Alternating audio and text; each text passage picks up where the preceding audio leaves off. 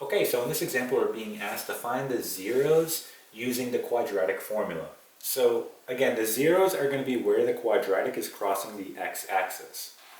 And here we have the quadratic formula, and here we have our quadratic. Now before we start this problem, we should probably write out the equation of a quadratic in standard form.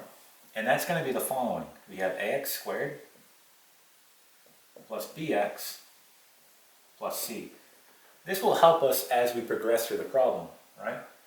So let's go ahead and start doing this. So here's my quadratic formula. I'm going to go ahead and just plug in my value. So I have x equals, looking at my quadratic, I need to identify my b. And that's going to be this value right here, my coefficient out in front.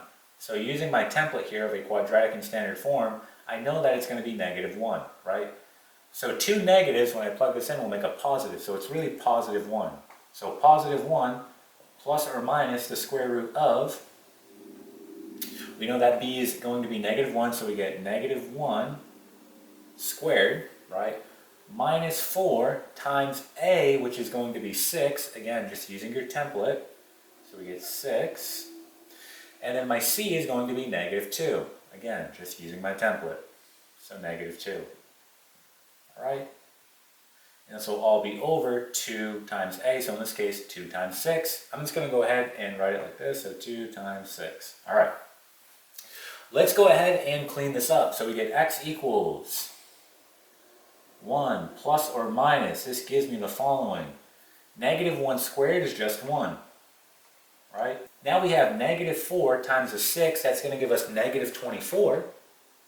And -24 times a -2 is +48. So we get +48 here.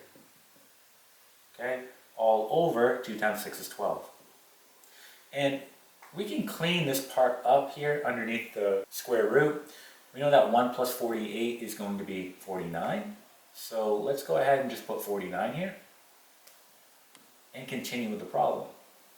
So we know that the square root of 49 is going to be 7. So now we have x equals 1 plus or minus 7 all over 12. Okay? And now we're ready to find our two zeros. Remember, you're going to get two answers here. So first we're going to do 1 plus 7, which is going to be 8, all over 12. And then we'll do 1 minus 7, which is going to be -6, all over 12. And we can go ahead and reduce these. So we know that 8 over 12, well, 4 is going to go into 8 2 times. And 4 will go into 12 3 times. This is going to be one of my zeros. So x equals 2 over 3, right?